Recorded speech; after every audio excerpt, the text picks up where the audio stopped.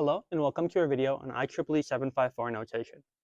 First, today we're going to be learning how to convert from a normal floating point number to binary IEEE 754 and then how to convert that to hexadecimal. What we'll first be doing is looking at IEEE 754 notation.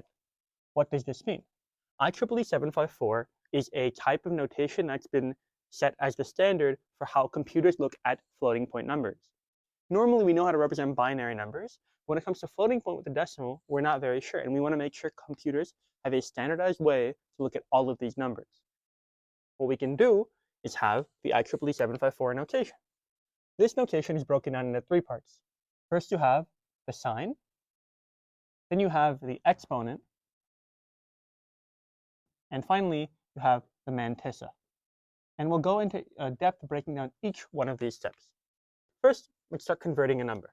We want to convert this into binary. Now, how do we do that? This 5 is pretty simple. We can convert this 5 into 1, 0, 1. We've done that before. Now, how about this 0.25? We could convert 25 into binary, but the 0.25 makes it a little bit different. Here, we have our normal binary digits. 2 to the power 0 is 1, 2 to the power 1 is 2, 2 to the power 2 is 4. However, this is to the right of the decimals. If we look on the other side of the decimal point, we can look at 2 to the power negative 1, 2 to the power negative 2. Now, 2 to the power negative 1 is 1 over 2, which is 0.5.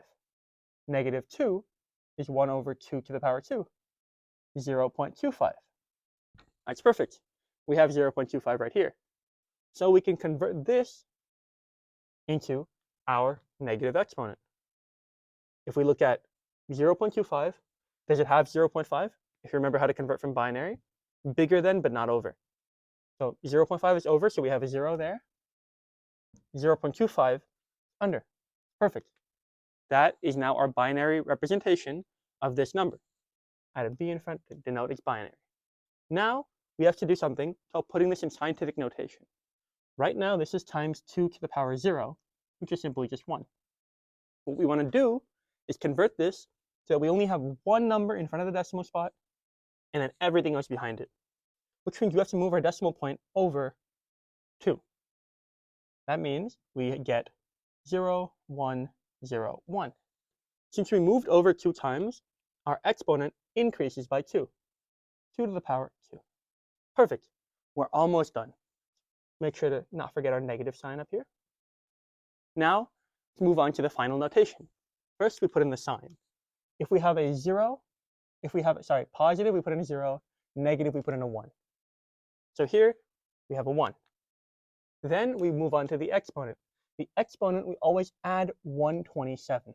This is part of their standard. This is to make sure that we have an offset for all our exponent numbers. Because imagine we have the number 0.0001. If you wanted to convert that into binary, or say 0.007, convert this to binary, if you didn't have this offset, you wouldn't be able to represent this. Because you would have to go, instead of moving to the left with our exponent, we'd have to go to the right.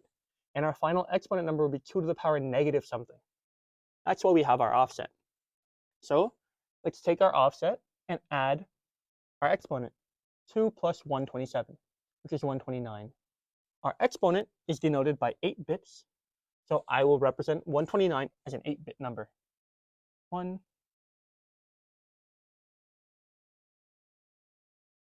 Perfect. 129 is an 8-bit number. And finally, the mantissa. Hard word, pretty easy part. We just add in everything after the decimal point right here. 0, 1, 0, 1, and then a bunch of following zeros onward. IEEE 754 is stored in 32-bit and 64-bit, which means we just fill out the rest of it with zeros. Now, that's it. Negative 5.25 is converted into this number in binary. 1, 1, 0, 0, 0, 0, 0, 0, 1, 0, 1, 0, 1. Perfect. Pretty simple, right? We can also finally convert this into hexadecimal, which we've done before. We take into 4-bit segments and convert this into hexadecimal. This would be 8 plus 4, which is 12, which is C, 0, A, 8, which means we have IEEE 754, we converted negative 5.25 into hexadecimal C0A8. Perfect.